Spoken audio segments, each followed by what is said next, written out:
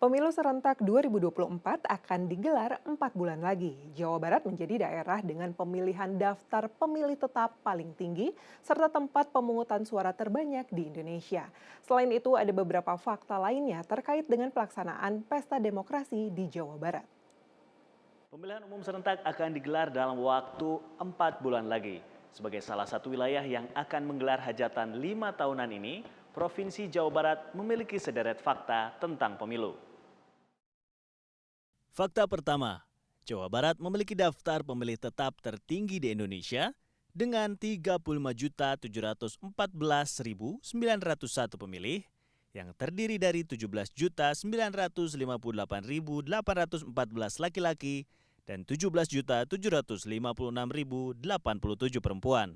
Fakta kedua, jumlah tempat pemungutan suara atau TPS di Jawa Barat juga yang paling banyak di Indonesia, yakni 140.457 TPS yang tersebar di 627 kecamatan dan 5.957 desa kelurahan. Jika dilihat dari usia pemilih di Jawa Barat, generasi Z yang berusia 17 hingga 24 tahun sebanyak 7,4 juta jiwa, generasi Y atau milenial berusia 25 hingga 39 tahun sebanyak 11,6 juta jiwa, generasi X berusia 40 hingga 55 tahun sebanyak 10,6 juta jiwa, baby boomer berusia 56 hingga 76 tahun sebanyak 5,5 juta jiwa, dan pre-boomer berusia di atas 76 tahun sebanyak 535.000 jiwa. KPUD Jawa Barat juga telah mengidentifikasi 146.751 pemilih disabilitas, baik disabilitas fisik, mental, intelektual, tunanetra, tunawicara, serta tuli.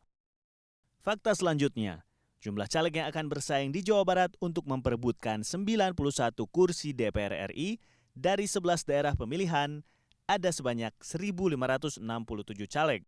Sementara untuk DPRD Provinsi terdapat 1.854 calon anggota legislatif yang terdiri dari 1.206 caleg laki-laki dan 648 caleg perempuan yang akan bersaing memperebutkan 120 kursi dari 15 daerah pemilihan di Jawa Barat. Jumlah kelompok penyelenggara pemungutan suara di Jawa Barat adalah 983.199 KPPS yang dibantu 280.914 petugas Linmas. Pengamat politik dari Universitas Pendidikan Indonesia juga punya pandangan soal pemilih di Provinsi Jawa Barat. Oh gitu kan? Visi kan gitu ya, cerdasan sebenarnya. Jangan lupa Jawa Barat itu kan mayoritas daerah pedesaan, kultur pedesaan, agraris yang tidak begitu banyak menaruh perhatian terhadap urusan politik.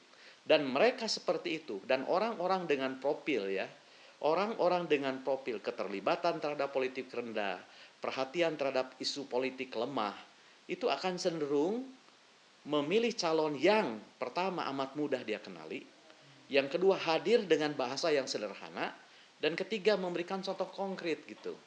Dari pemilu ke pemilu tidak pernah ada partai yang terus-menerus berkuasa di Jawa Barat ini.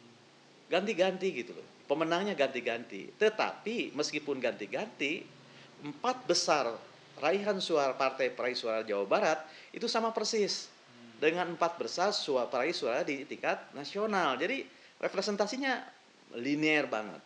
Lalu bagaimana kesiapan KPUD Provinsi Jawa Barat untuk menghadapi pemilu 2024? Oleh calon anggota legislatif. Ya dari mulai tadi. Nah, data pemilih di Jawa Barat ini sangat dinamis. Kami setiap hari itu melakukan pendataan dari setiap KPU kabupaten kota. Jadi badan ad hoc kami yang ada di PPK dan PPS itu setiap hari mendata. Ya. Baik itu yang meninggal misalnya begitu, itu kan harus diupdate. Jangan sampai nanti muncul pada hari H banyak data siluman, padahal enggak siluman.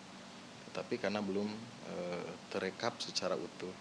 Akses transportasi ya yang masih banyak juga belum begitu baik di Provinsi Jawa Barat. Kemudian akses jaringan, ya, internet.